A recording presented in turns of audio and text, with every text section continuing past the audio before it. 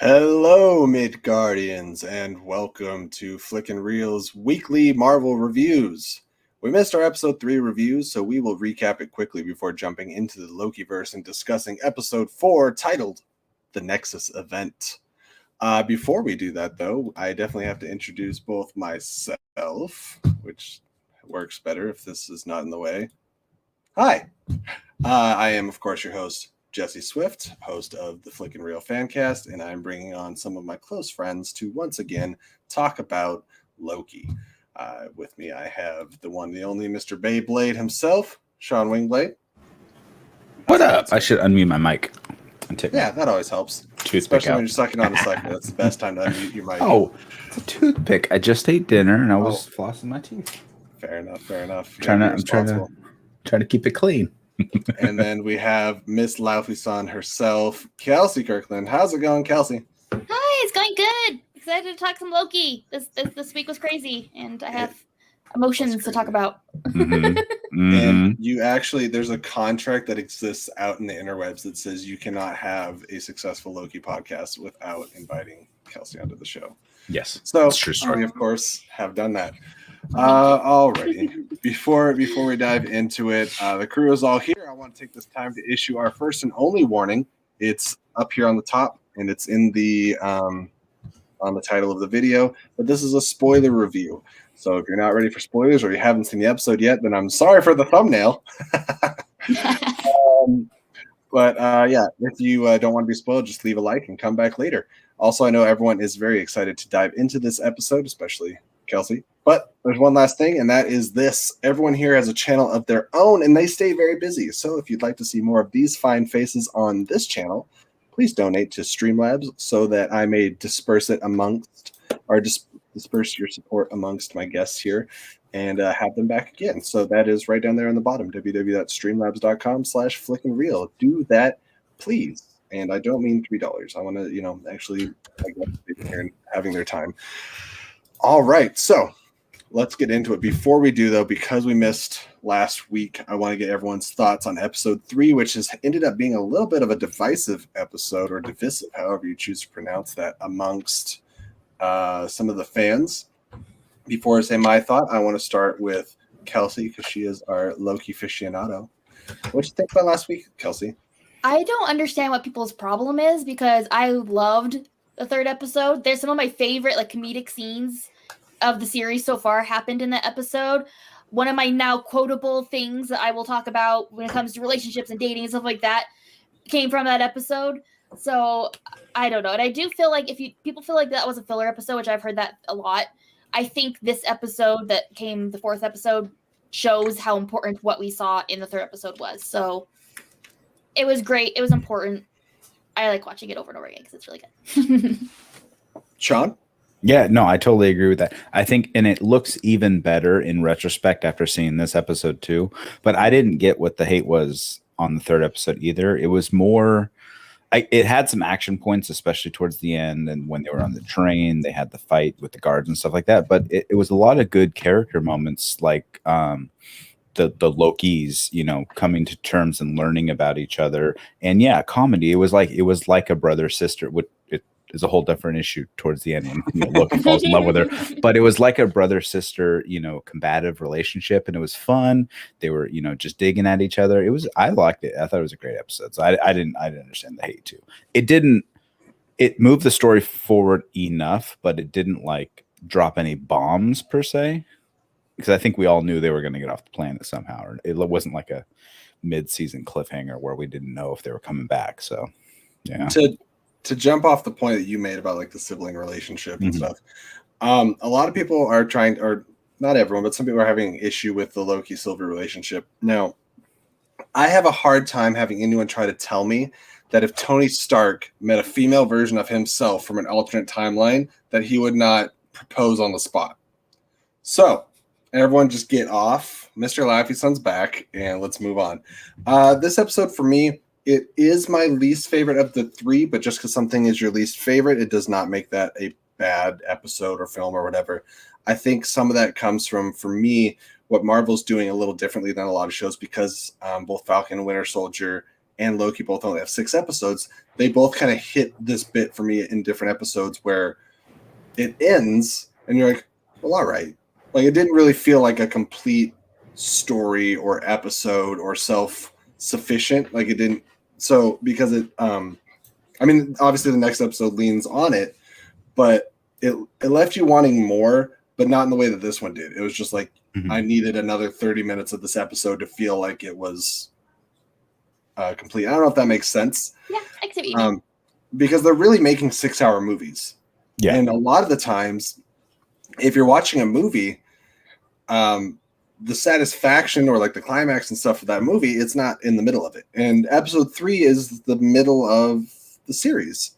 So you take any movie, you stop in the middle, are you going to be satisfied? Probably not. And that's where we were in the show. So that's where it left me. There's a lot of great character moments. And again, it built the foundation that we needed to have this episode. So it was this episode that got me to like DiMartino, right? What's her first name? Sophia. Sophie DiMartino. Yeah. Yeah.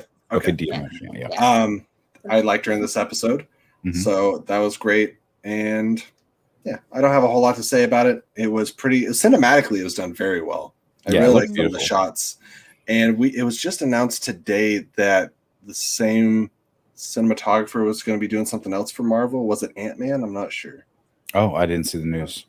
Oh, well, I'll look it up later. Yeah. No time for that now. So moving on to... Well, but I agree with you. Like, it gave her time to breathe and kind of show off a bit when we only had seen her for a brief moment at the end of the second episode. So it gave us time to know this new character and fall in love with her, kind of thing. Yeah. And we needed it because the first time she shows up in episode 2, the first time she really shows up in episode 2, we don't get a lot of time with her. Yeah. So it we needed a full episode of just, and this one, episode 4 started out with us fall for the character. What did you guys think about the opening scene of episode 4, where we get to see baby, we'll say, I mean, at that point she was Loki, as far as we know, so but baby Sylvie, and returning to Asgard after last time we saw it, it was in ruin in Ragnarok. Yep, the foundation's gone. Yeah, I really like the opening scene because Sylvie's such a mystery as a character. Just so getting like even if it's a small glimpse of her life we find her in the show was really interesting. Also, selfishly, I have a daughter around that age who would probably love to now cosplay that outfit. So like that was a great move, Marvel. But I don't know, it was just a neat moment, and it also opened up some things like what did she do that was so bad? Like what did she do to mess up the timeline? Like she was just sitting there playing with toys like any child would. Like what did she do that would make her be worthy, of being gone, being pruned? And so I think it was a really important moment to just show like how possibly trivial things could be that just get you a bad end. So I liked that opening scene. Yeah, for sure. Was I the only one that really wanted to see like the variant version of Frigga and Odin and like her brother? That would have been. Did she have a brother? Did she admit it to say she had a brother? I don't remember ever hearing it. During that conversation, no, because she talked about losing her mom very young. Yeah. Or maybe that was because she was taken. Right. I think that's unclear now. I think she was being very vague with Loki. Yeah, I assumed she had died, but now it's no, she was kidnapped as a child. So yeah, she lost her mom forcefully. She didn't say anything about her brother that I remember of. And I don't think Loki really talked about Thor on the train much in that third episode either. So they didn't really discuss much of that anyway. Well, but yeah, jumping ahead, we're about to get like 4 Lokis, and I think it'd be really hard for them not to talk about Thor. And we have somebody that followed me over from the POV channel. I see your internet's working fine. It certainly wasn't. But as you can see, my internet actually worked fine. And then Koi drafted me, and like some kind of apocalypse came through and just completely wrecked my internet. He started breathing hard into the microphone and lagging on every show he does. You were saying, Sean? I think that's what did she do is one of my biggest questions. Like, what was so bad that you would kidnap a child and tear her away and prune that timeline essentially? Kicking the back of my seat on an airplane. It would be. That's justifiable by death in my opinion. But like Loki, our Loki stole the Tesseract and traveled through, he wasn't that was a big thing, right? He disappeared from everything he was supposed to do later on. She was just a kid. And if it was something like, oh, she was born a she instead of a he, well, what, she was like 11. Like, you could have done that a lot earlier, in a way. So why at that moment? What did she do in that moment that caused all this mayhem, essentially? So and that'll the be interesting. That it answered for me, because I was kind of wondering when we first met Sylvie, is I thought it was going to be a gender change. I thought maybe like Loki decided to choose the form of a female, which is something that has happened in the comics. So it wasn't that far-fetched of an idea. This is interesting that time variance can change. They brought up in the first episode that it can change so much about like your appearance and things, but like all the way down to the gender is really wild. And speaking of changing things up, here's my, oh, never mind, disregard. We had somebody that was almost here and now they're not. Let's see. I'm looking at the comments right here. Do not. Okay. Anyways. Go ahead. Do not add you. as you were creating a beautiful transition. Our mystery guest went like, I'm not here. In the despair. I thought that was something very telling, though, that was really a progressive movement too by Marvel. Essentially, her, and it was the last episode, her saying, he was saying, "Oh, you're a Loki," and she's like, "Don't call me that. I'm Sylvie now." And I took that to mean like she used to be Loki and chose to be Sylvie, which I thought was fantastic. Now it seems like maybe she was born that way, or she chose that from a very early age, which could be completely different if we ever get those answers, if we ever get kind of more of a backstory of her childhood type of thing. Yeah, I want a little more than these Spark Notes origins, because I think she's a fascinating character. I'm really coming to appreciate just the snark and she just exudes willpower, and hearing the story of how she had to live through, like, she had to go apocalypse to apocalypse to apocalypse and grow up that way. And we're thinking growing up is like 20, 30 years, but in like Loki years, she could be hundreds of years old living these apocalypses. So she really should be, she should be very troubled, to say the least. And her vendetta against the TVA for forcing her into that is purely understandable. Yeah, Thor and Loki are 1,500 years old. And so how old is she? Has she been jumping from apocalypse, just seeing death her entire life from the time she was a child? Like, that's a lot of trauma. And for that instance, when did the TVA really start? Because they said they're from the beginning of time to the end of time, but I can't imagine that they've really been around since the beginning of time. There's something that feels like fabricated in X amount of years. And hey, Gio, how's it going? Hello, my fellow variants. That's right. Oh, I changed my name on here. It used to say like Flick and Real variant, whatever. We got a lot of fun people in the chat. Yeah, Gio, Ferris, Words. We got Words in the chat. Oh, PLD's here too. Okay, so PLD was in a chat yesterday, and everyone was trying to guess what the L stands for, and I'm saying now it's Loki. It's That makes sense. It's the only thing that makes sense. I do like that the memes have gone wild with Loki, where everyone's trying to like kink shame the fact that he fell in love with himself, and everyone's like, "Don't forget, he screwed a horse." Yep. I think a lot of the people, because I didn't read the comics, so I think if you're only watching the MCU, maybe that's a bit far. If that's all you're familiar with, it's actual Norse mythology, I believe. Yeah. Oh, okay. Well, Loki turned into a female horse to distract this male horse, like Odin had him change, and then they made love, and Loki got pregnant and gave birth to his 8-legged horse that then he gave to Odin, and Odin has. Yeah, if you watch Thor, Odin has. Okay. Has the horse. Yeah, if you watch Thor, I didn't even realize this watching Thor. It wasn't until a recent rewatch. I'm like, oh, that is the 8-legged horse. Yeah. No, really? When he goes to Jotunheim? Yeah, it's an 8-legged horse. Okay, I'm gonna pull it up right now. So Schmodown trivia: how many legs did Odin's horse have? There you go. I could go on a whole tangent though, because like I love how Odin loses his eye in Norse mythology, and I felt like in the movie it's like he was in a battle. I was like, yeah, that's weak. It's weak. But anyways, I want to see so much more variance when it comes to Asgard, and we find out that all the TVA are variants. I want to see another Mobius. Is that around the corner? Is Mobius alive? I mean, let's skip ahead. We got heartbreak in this episode. It got real dark. I was silent. Lauren was beside me, gasping, staring at me, going, no, no, no, no, like just denial. And I didn't know what to say. They, as far as we know, up until a point, they killed Mobius, which was very unexpected, and which this episode really turned all of us against Rowena. I can never pronounce her name right. Rowena Renslayer.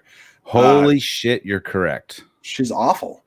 Oh, you're just not getting to the horse. I'm looking at it. It's the moment he lands, yeah, and then he rears up. Okay, and I just paused it. I wonder if it'll let me screen share because it's Disney Plus. I don't know if it'll let me do it. May or may not. Let's see. Let's see what happens. It is. Look at all the legs. Yep. Yeah. It's funny. I've seen that movie how many times, and I was like, it's a horse. I never would have noticed that. That's hilarious. So that's Loki's child. Wow. So is Hela in the at least Norse mythology. Deep cuts. The more you know. No. How do you remove from chat? Right. How do we time out? Jeff does it all the time. Time out. All right. I think because we're talking about this, Gio brings up a really good point. Owen Wilson's line delivery before he gets killed was the best he's done in the series so far. I fully agree. There's foreshadowing earlier on. Ravenna asks him, if you could go anywhere, where would you go? And it's finally his, come to Jesus moment where he's like, I want to go wherever you took me from, the life that I had. And I want to see that. I want to know where he ended up, because of this like pruning sends you somewhere. And can we talk about where it sends you? Because I see people speculating, because there's all the destruction in the background and it's some kind of hodgepodge realm.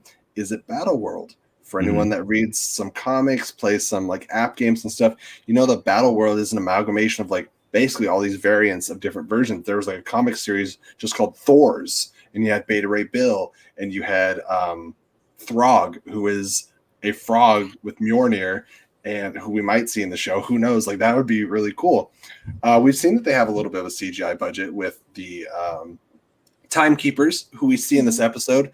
And I saw Dan Merle call it, and I kind of felt the same thing early on. I was already getting a Wizard of Oz vibe about like, don't look behind the curtain.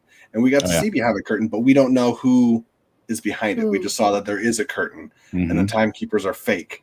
And that was a reveal. I mean, this episode's all about like reveals, and it's one of those things where like you get a question kind of answered, but really you just got 5 more new questions. Yeah.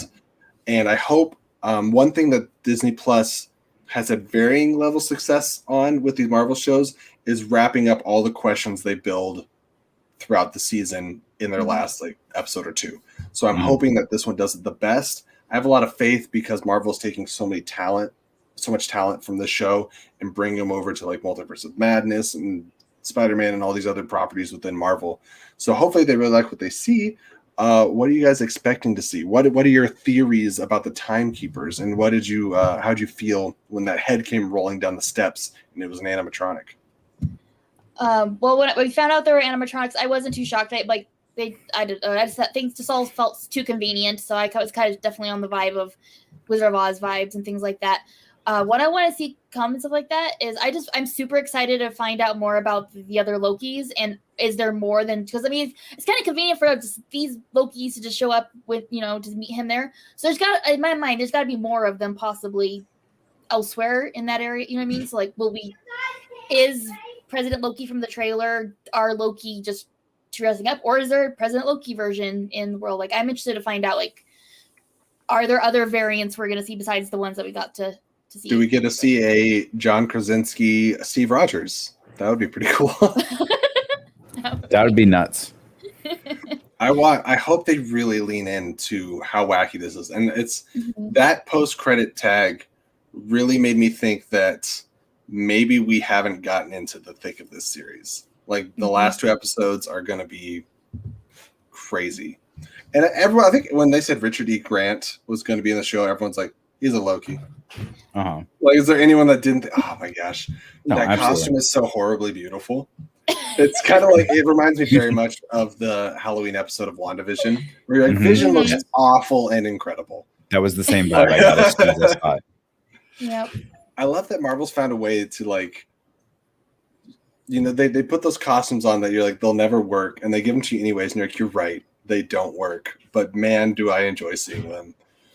I think one of the only times that something has been adapted straight from the comic, like inch by inch, that surprisingly worked was like the Aquaman costume. It shouldn't have, but I think Jason Momoa pulled it off pretty impressively. But I love that it's not even a redesign. It's basically tights and gloves, and he's got like yellow underwear on the outside. And Richard E. Grant, being the fan that he is, he cried when he was like watching a trailer for Rise of Skywalker. Like, I love this man. I think Richard E. Grant is fantastic.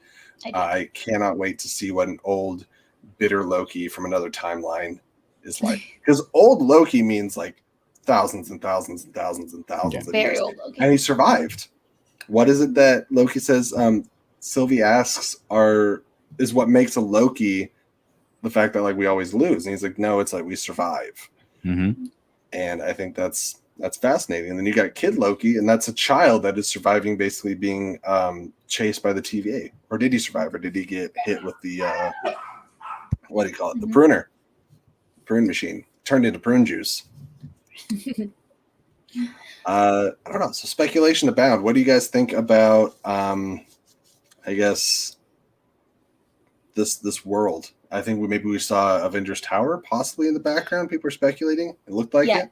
It definitely, to me, looked like it. I heard people say that, so I went back and watched it and like stared at it a couple of them. And I think it is. Otherwise, it's really convenient. The building just kind of fell to look that way. But yeah, so I do think it's Avengers Tower. I'm super interested in this world, and I want to find out more about it. But I'm more interested in how I'm going to get my Loki back to where he needs to be, so I can keep watching him and things, because he needs to not be in a weird world. So that's worth it. Like, and is he going to bring the other ones with him? Or what's going to happen to this tag team group of Lokis that are just hanging out in a dystopian area? Like, I need to know where are they going to go, and how am I going to get my Loki back? Because a thought that occurs to me that I guess they did with Falcon Winter Soldier a little bit too, is having like some shots from like one of the last 2 episodes in the trailer. We still haven't seen President Loki yet. Yep, we have not seen President Loki. And I'm like, now I'm almost like waiting for it. And I hope it's not like the end of the last episode where they're like, oh, we got Loki working with us and everything's good and whatever. And then he's like, I'm the president. Are you surprised?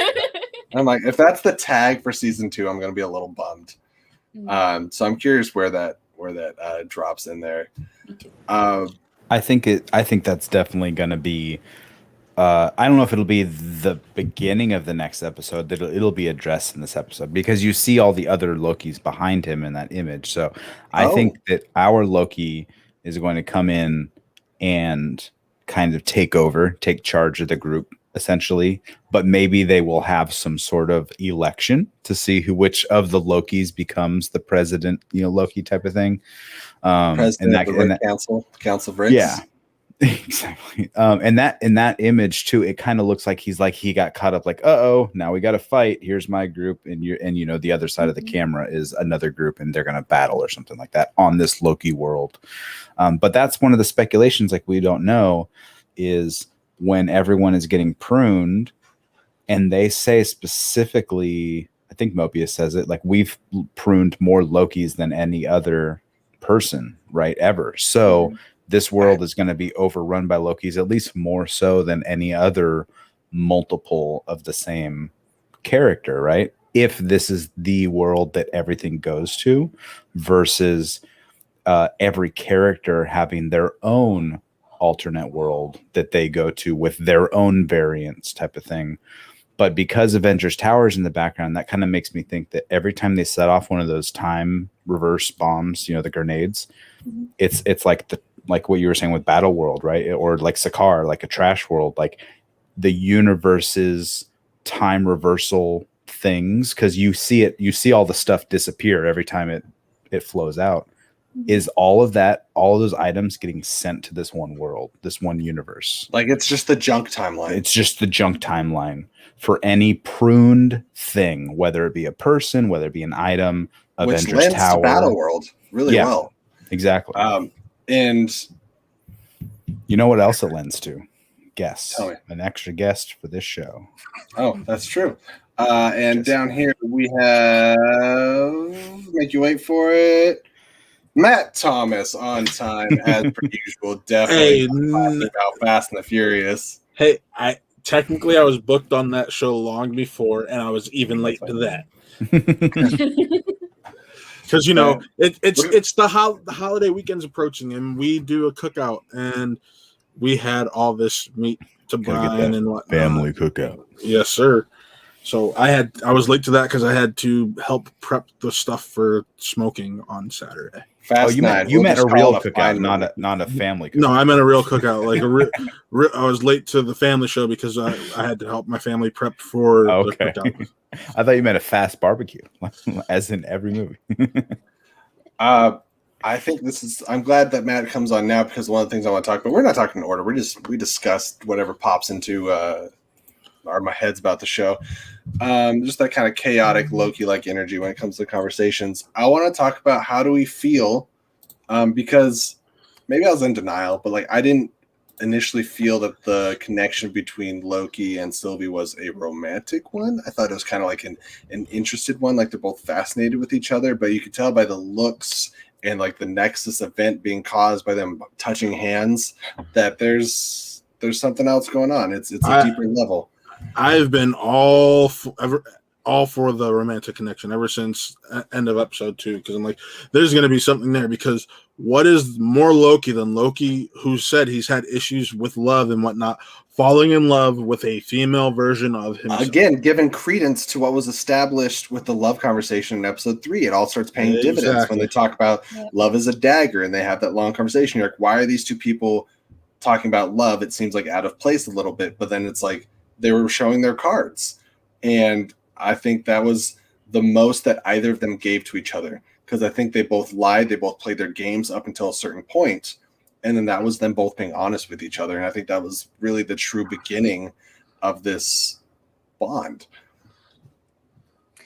I have to admit, selfishly, I am not a fan of the romance angle of things. Like when I watch it, I don't interpret it as romance. I interpret it as, okay, get technical. Narcissists aren't always actually that fond of themselves. Part of it is a projection to make themselves seem like they are, but they actually kind of secretly hate themselves. What about seismic narcissists? Yeah, but seismic narcissists I do not know anything about, so maybe this is very different. So like how before, like I read other people's reviews and things like that, like how I interpreted their actions through my first watch was they don't like themselves because for various reasons. They feel abandoned. They are, they know that they're always have, the whole Loki always have to lose, here to make people be better, etc. And then they meet this other Loki and they like them. They're like, she's funny, she's smart. Look at her, like she's awesome. Well, she's me, so maybe I'm not that bad either. So I interpreted it as more of a mutual self-acceptance, where like we are the same person but different, but yeah, I like you even though I didn't like me, even that makes no sense. So that's how I interpreted it. Now that after the Mobius scene where he's telling him like, oh my god, you're in love with yourself, which by the way is one of my favorite scenes in there, because Tom looks so flustered as Loki, like he doesn't know what to say. Like no, you know what I mean? But I don't want them to be romantic, but I think they are going to be, and it's fine. I'm just going to sit here and be bitter about it. It's fine. I love that post you put. I can't remember if it was on Facebook or Twitter when you were saying like, what is Disney Plus doing to me? Do you remember what you said? Yeah. Okay. So I don't remember exactly. It was like, I am shaking. I am nauseous. I'm going through emotional whiplash because, okay. So the first time I'm watching it, the Loki gets pruned scene, I literally have never burst into crying as fast in my entire life. Even though like Lauren screamed. It like caught me off guard. I like started crying, and I'm such a mess that I'm literally in like group messages like swearing and whatever. I'm barely paying attention. Then the scene comes up and he's there. All I do is register that he is there, and like that sigh of relief, and my heart's pounding, stuff like that. That I'm not even paying attention to the other Loki. So I had to actually rewatch to like catch that there are other people there, because all I cared about was my Loki was there. You got it. You like, I think at least maybe for some of us, it did for me. For a second, you think so many of these like Disney Plus shows or some of the movies coming out like Black Widow and stuff, they're about passing the torch. There's like Young Avengers and stuff. Matt, keep it in your pants. But was this? I'll spoil that movie right now, Jesse. Was this a passing of a torch for Loki? Like I was wondering, like, is these last 2 episodes was what Tom Hiddleston said about episodes like 4 and 5 being his favorite?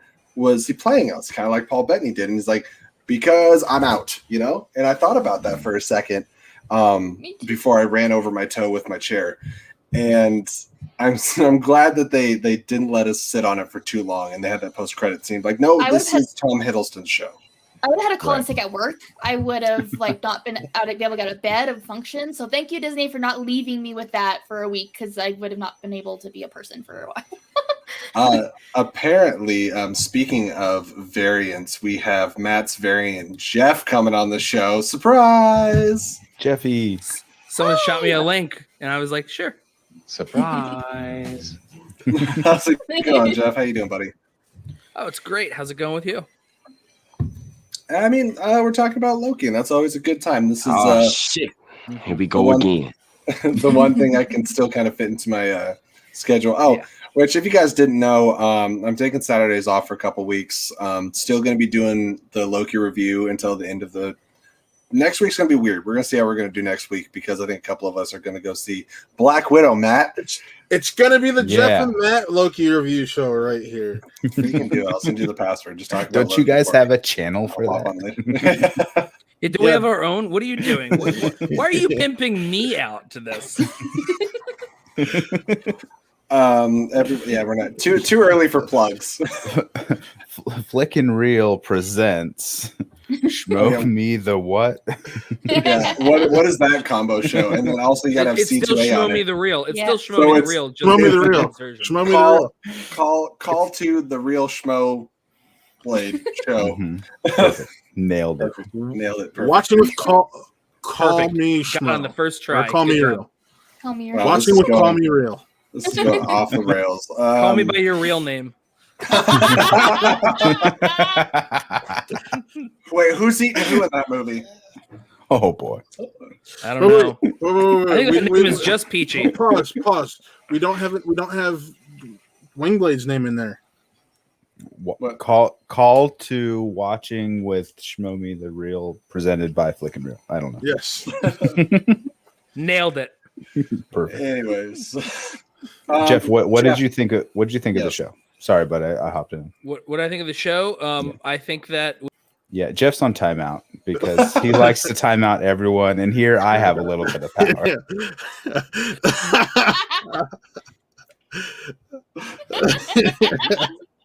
I can come back.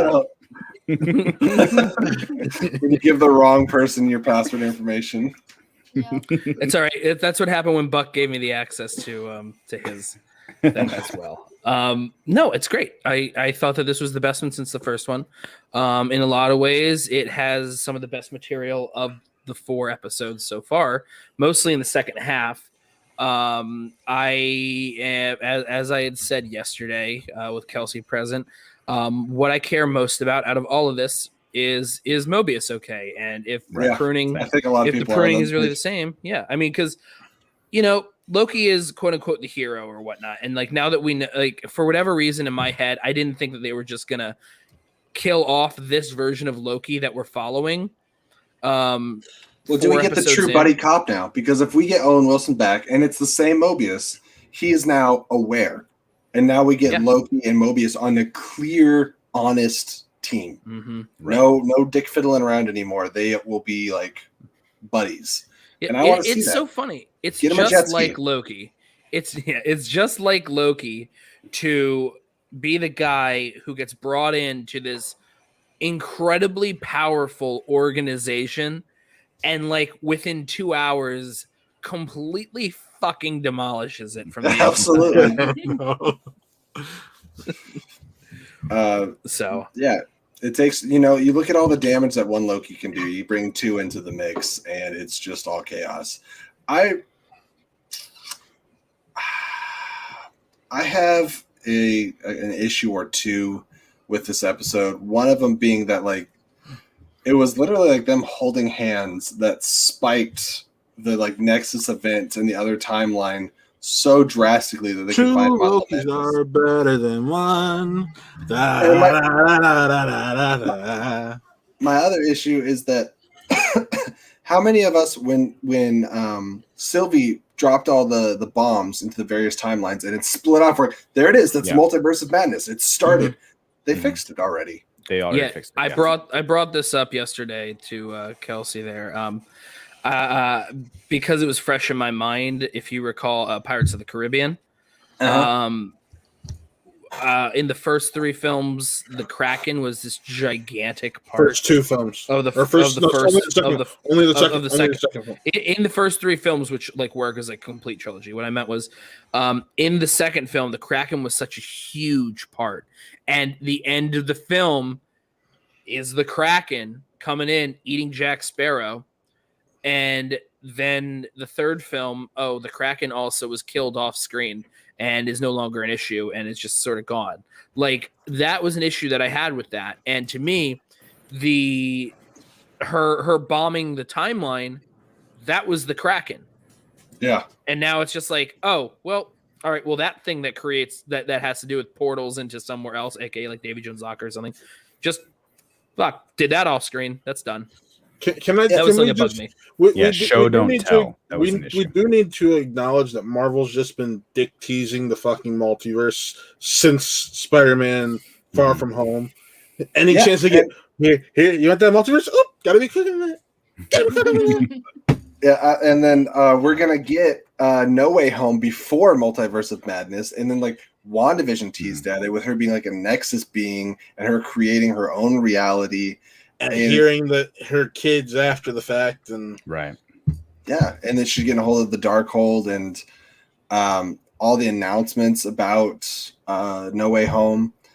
Yeah, I agree. There's been no official announcements of No Way Home. What was it that Feige said? There's been nothing. Yeah, what was it that Feige? Nothing official. Anyway, we know nothing official. No Way Home, other than the title.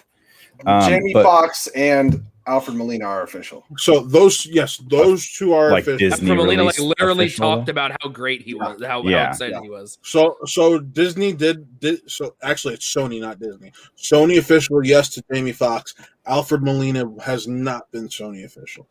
But he talked about being DA. He's talked about it. But he's talked about it though. So there's a difference there. So but Feige, I think, said about this show that this is the most important show or the most I can't remember the exact quote, right? He said this will affect the MCU greater than anything else that's happened. He also said that about Black Widow. Far, right? Well, okay. We haven't seen it yet, Matt. So give us a week. We'll talk about it next week. We have to wonder. But who wants to be on that show? I was going to say, so far, 4 episodes in, nothing has happened that has affected the universe long term. So I think seems like it's going to. They undo it.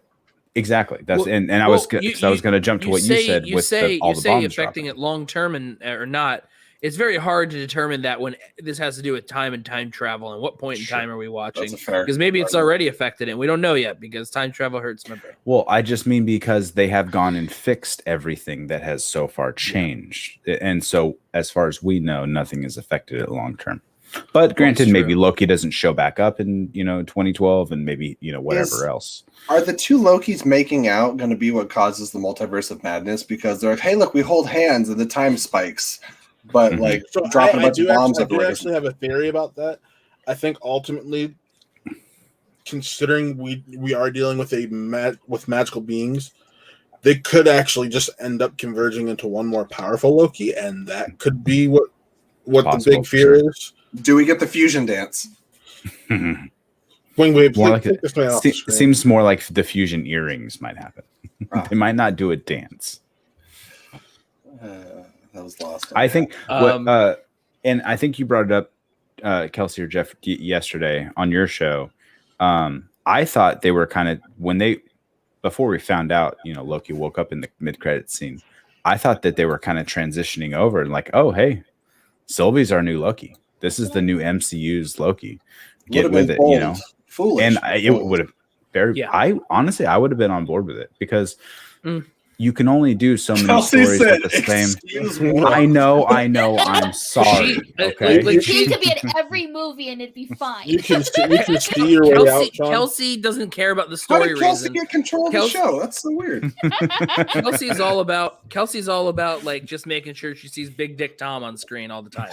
But for the rest of us, like for me, it has to do with the fact that this version of it's Loki, pronounced Hiddlebay. We've made that official. No, it's Big Dick Tom. It's Big Dick Tom now. I mean Black those horns, they're accurate. They're very curved. His helmet is proportionate. It just seems dangerous. Look at her. So she's you're like saying Richard E. Grant's are too? Have you met Richard E. Grant? That man has nothing to hide. I can tell by that outfit. Yeah. No, but I get Nothing the idea of like nothing at all. Nothing to hide. That is not CGI enhanced right there. Nope. But that would be very bold if that happened. But it shouldn't happen yet, just for the sake of that would be bad storytelling, because this version of Loki is not the Loki that we followed in the other ones. So then to say, all right, that Loki that we followed is dead. Now we have a variant Loki that we're going to follow, and then less than like it's 3 hours in, 3.5 hours in when you take all the time run up to that, you're then just going to immediately kill him off to focus on a different Loki when we're following a specific story of him like coming to grips with loneliness, all this other stuff. There would be absolutely no catharsis or closure to this new story. It also would have been more dramatic. Yeah, we didn't get to sit on that moment. Dramatic, yeah. Mm-hmm. So look at, for example, Peter Parker in Infinity War. Even though people were dusting left and right, we got to sit on that for like 5 minutes. Mm-hmm. But I mean, like, it's interesting though, because when Loki was killed in Infinity War, it actually makes sense how he's killed and it's sort of tossed aside, because after Thor Ragnarok, it's Loki's story is pretty much done at that point. Mm-hmm. Like there's nothing much more you can do other than fridge him. Use him to push along the emotional journey of another character at that point. And now they've actually, in a really clever way, just said out loud, you are there to be fridged or to be pushed to be utilized to further other characters, to further other people, which I think that's a great twist on the character, thinking that he's a protagonist. He's literally, they're telling him you are not the lead character in your own story. You're B grade. Yeah.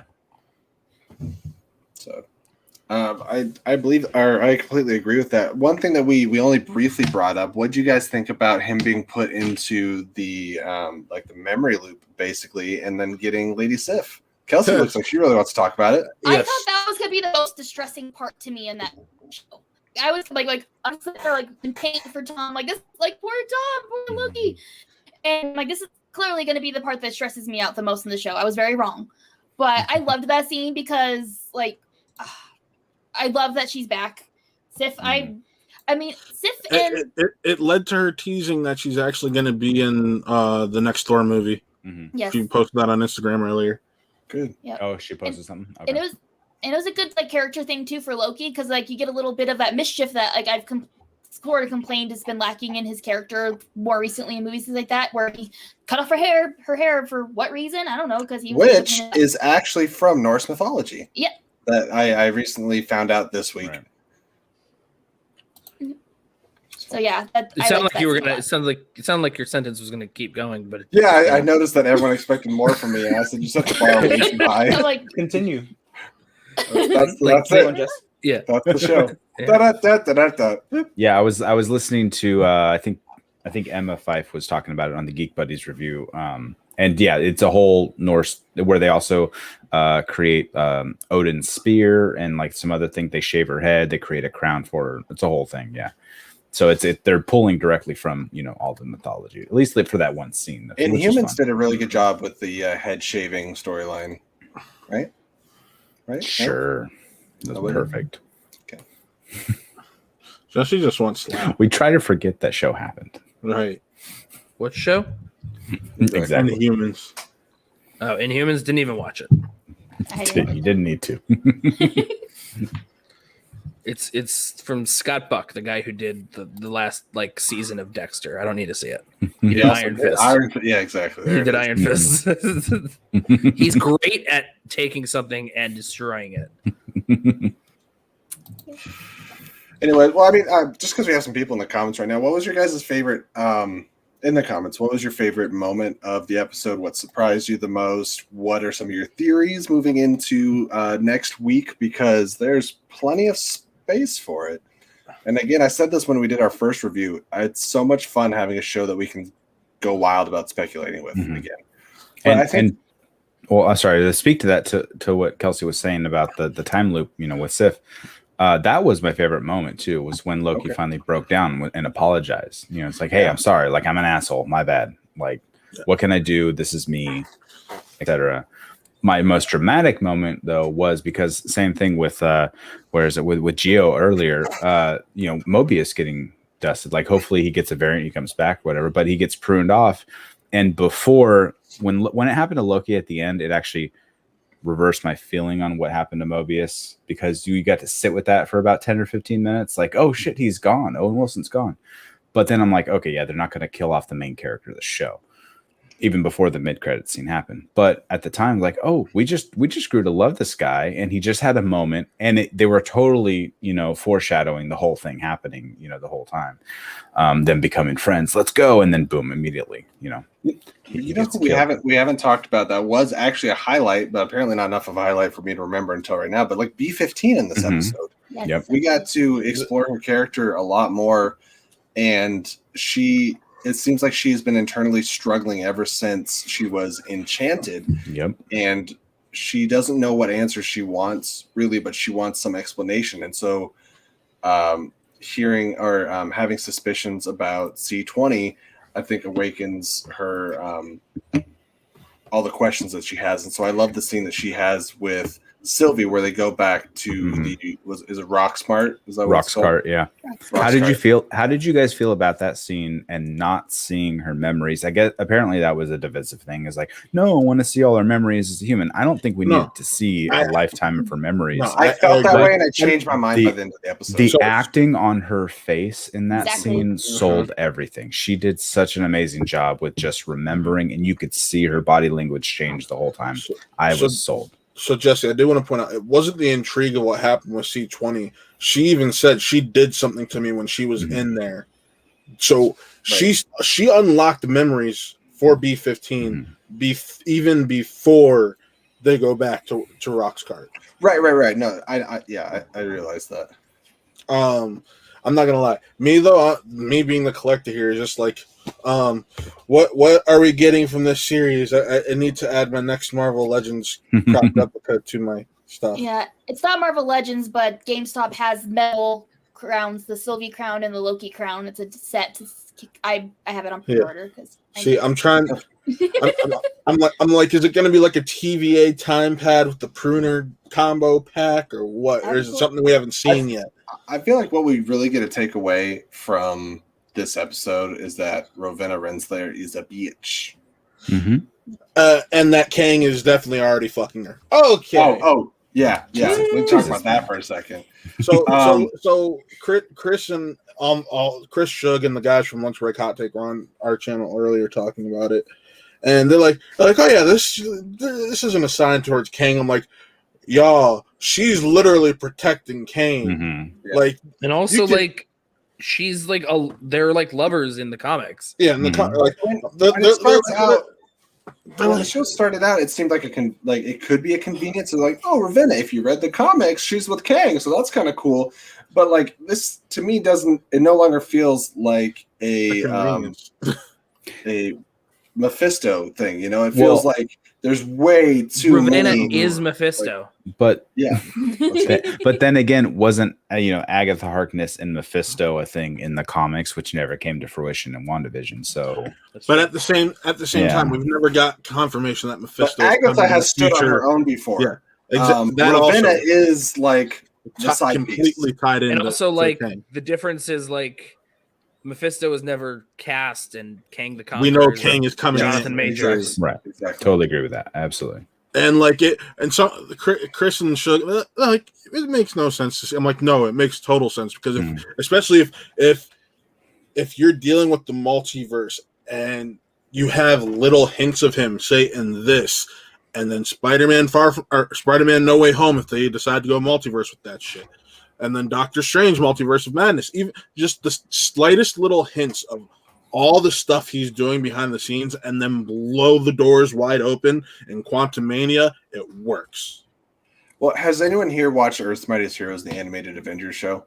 No, who watches that stuff? Well, Jesse. It was really good.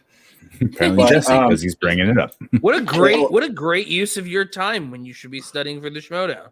Right. I watched this years ago and again last year. And again Kang last has a night. great storyline in that. Yeah.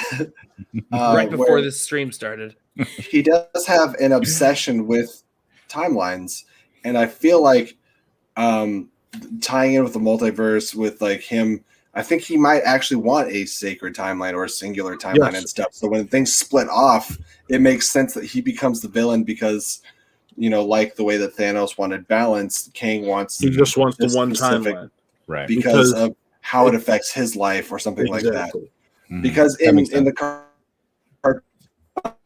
Jesse, we're losing you. Jesse turned into a transformer. Jesse here. He's being pruned. But no, I think what Jesse is trying to say is that he's slightly back. He's back-ish.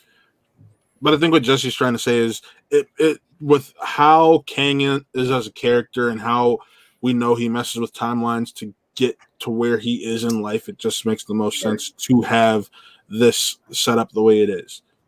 I just want to tie in Ravenna really quick because the point I was trying to make for my internet is that there was something that Steve Rogers did in like the 1940s that led to something that he did in present day that led to something that the Avengers did that led to Ravenna being erased from Kang's timeline. And so that sent Kang on a revenge path after Steve Rogers. And there's something that you could do like that. Mm-hmm. And that would explain why Ravenna is so protective of the timeline and this also, knowing, especially if they're already together, knowing that we have to keep this for us to be together. Right.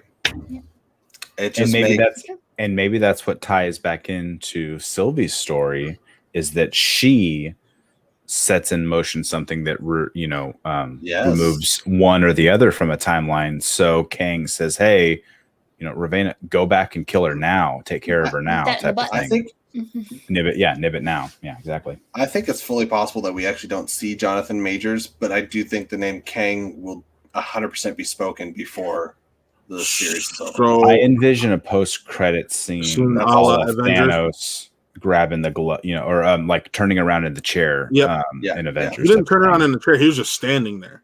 Yeah. He was sitting on the throne, wasn't he? No, he was just standing there. What, he was just Avengers? standing there looking at Earth. Yeah. No, because he set his hand down on the side of the chair and he pushed himself up. Yeah. And he was definitely sitting in a chair. And then was it at the end of Age of Ultron when he grabs the glove? Yeah. Yes. And I'll do it all myself. Yeah. Yes. Come on, Matt. I'm pulling up the scene now because I'm fairly fine. I'm pulling it up too. You missed earlier when we saw an 8-legged horse. Yeah. We were going through Norse mythology. This has been Norse reviews with Kelsey and Jesse. Anyway, I think we covered a lot of the show. Is there anything that we missed that stood out to you guys that we have not yet covered? Because usually we bounce around for an hour and we find most of the moments. Yeah, he's sitting on a throne. I'm watching it right now. He stands up. That's where he does put his hand down and he stands up, sure, but he was sitting on a throne when the Chitauri person's talking to him. Do you guys ever watch How It Should Have Ended? I used to, It's been a while. Yeah. I remember the Guardians of the Galaxy one where like Ronan's like, "Aren't you going to do something?" He's like, shit. "Nope, Yeah, it's not my yeah. time," and he just kept like backing up in the throne. Okay, so anyways, thank you for Matt. Thanks for joining us. It's over. Jeff, thanks for coming on. Yeah, I mean, I asked if anyone had lasting thoughts, and you guys were stuck on. Sorry. I was watching Avengers. I got To be fair, I haven't watched Avengers in about a year, so that is actually on my watch list for writing. Yeah, sorry. Well, I've been watching. We were both half right. He stands up. I've been watching Earth's Mightiest Heroes on my phone, so I wasn't paying attention. That's for you, Jeff, and it's not getting blurred out. That's I'm jealous tell of you guys. Buck the Diamondbacks You don't have the will be budget to like blur giants. out your finger like that. No. Matt, enjoy Avengers. Jeff, enjoy not watching Earth's Mightiest Heroes. I'm going to enjoy watching the Transformers movies. Which one? With a bucket next to me and some plat. Well, you start from the beginning. Did you buy them or are you renting them on demand? You got access. Maxwell hooked them up with digital codes, if I remember correctly. Actually, I found them elsewhere because other people have servers with a bunch of things on it. And legal, totally legal, always legal. That's how you watch movies. All right, guys. Well, thank you so much for joining us. This has been our Loki brief episode 3 recap, followed by episode 4 in-depth conversation. I don't know. It is what it is. It's a conversation, and that's what we have here every week on Flick and Reel. So next week we get to talk about the penultimate episode of the season. Mark Ellis is suing me somewhere for using that term, but hey, I'm looking forward to it. Hosted by Kelsey. Way before him. The featuring Penultimate Matt Peril. and That Jeff. was the name of a book. The word's been around before Mark Ellis. You're good. All right, perfect. Anyways, thank you guys for coming so much. Let's let the people know where we can find everybody before we close out. Kelsey, where can the people find you? All right, you can find me at KelseyKins90 on Twitter or Instagram. You can find me on Call to Action Podcast every week or every other week talking about Schmodown. So if you like me and you like Schmodown, come watch me talk about Schmodown, I guess. You can find me here, it looks like every week, to talk about Loki, because I like talking about Loki with this crew. It's a lot of fun. And then on Wednesdays, you can find me with Jeff talk about Loki. It's a lot of fun. And then on Cinfanatics, I also talk about Loki, both on Wednesdays. So yeah, if you want to hear me talk about Loki, I'm on every channel. So have fun with that. Pretty sure if you type in Loki and Kelsey on YouTube, there's about 500 results. But I heard her bring up Jeff's name, so Jeff, clicking buttons. Where can people find you? Right. I mean, yeah. Jeffy like Apple. You just Google Loki and then Kelsey, and it's just like an image of her just staring at the screen. It's like that's how she gets off. Jeffy like But apples. you can find me at Jeffy Likes Apples. That's the Ringer 2005. Check it out. It's okay. You can find me at GEOFF1106. That's my Twitter. Jeff1106. You can also find me at Shmo Me Money. That is the Twitter handle for our channel, Shmo Me the Money. We do Schmodown stuff on Tuesdays. We do Loki reviews on Wednesdays. We just had our return of the family show, which I was on right before this, where we talked about F9. Matt Thomas was on there. We had John Lestrina, Zach McDonald, John Knight of Knight Entertainment on the FCL, and Video Drew came through as well to everyone to gush about how much they loved that absolutely absurd bonkers That movie. was a weird movie.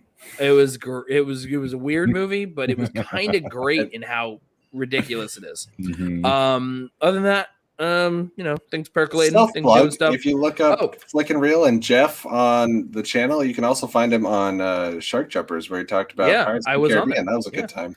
Talked about Pirates. Oh, and the Ask working Me with Anything. AJ Lancaster. Working with AJ Lancaster on the Air Bud Cinematic Universe.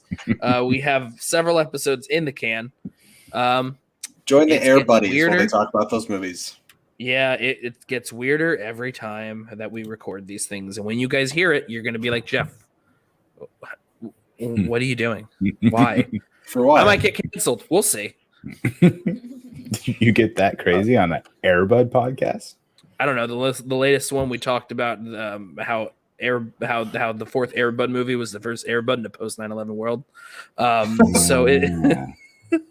Oh no, I laughed at it. Two brown friends.